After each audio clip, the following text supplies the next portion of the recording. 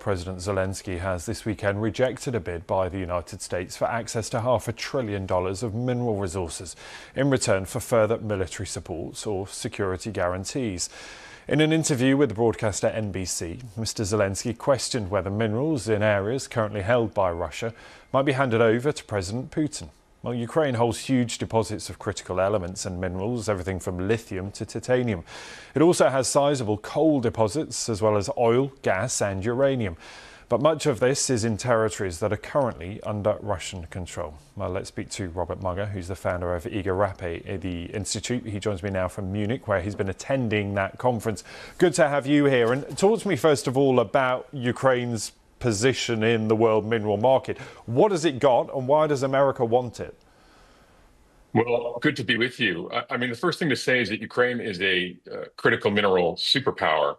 It's got about 117 of the 120 minerals that are desired by countries around the world, many of which are desired by the United States and the European Union, and has, as you said, an abundance of hydrocarbons, oil and gas, especially coal, but also things like titanium, iron, lithium, rare earths, all minerals that are highly sought after in the rush for the green transition, as well as for aerospace and defense. Yeah, and they're so crucial in that green transition, of course, particularly for their role in batteries. And we know that that is at the centre of that big row between the US and China. And so Ukraine probably finds itself caught between the two in terms of who has access to it, because if you have access, you have power. Well, that's right. I mean, we estimated back in 2022 that Ukraine had something in the order of $26 trillion worth of deposits. The big challenge, though, is not only are those not fully developed, but about 20 to 30% of those back in 2022 were in Russian-occupied areas. And so while Ukraine has an abundance of many of these kinds of minerals that are being sought after, especially, as you say, for electric vehicles as well as for defense systems, a lot of these aren't yet developed or are only partially developed. And that was an issue that was actually being addressed before the war started.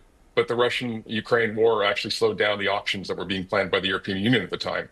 And so is it your assessment here that these minerals are being used as a bargaining chip in terms of whether the US will support either militarily or in terms of security guarantees?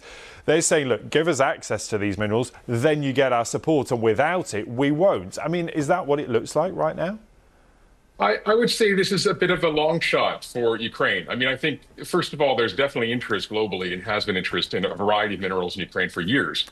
But right now, I think what Ukraine desperately seeks is more economic entanglement with the United States, especially in those areas that are occupied by Russia or those areas that are adjacent, as well as security guarantees so that there's a long-term investment from the United States in Ukraine.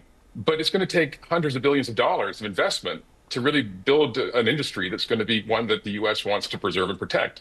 So I think Ukraine is really pushing hard right now with the United States to try to come up with some kind of arrangement that provides a satisfactory solution both for its domestic constituencies, but also security guarantees in the eventual ceasefire and peace deal that we're all hoping will be achieved at some point in the coming months or years.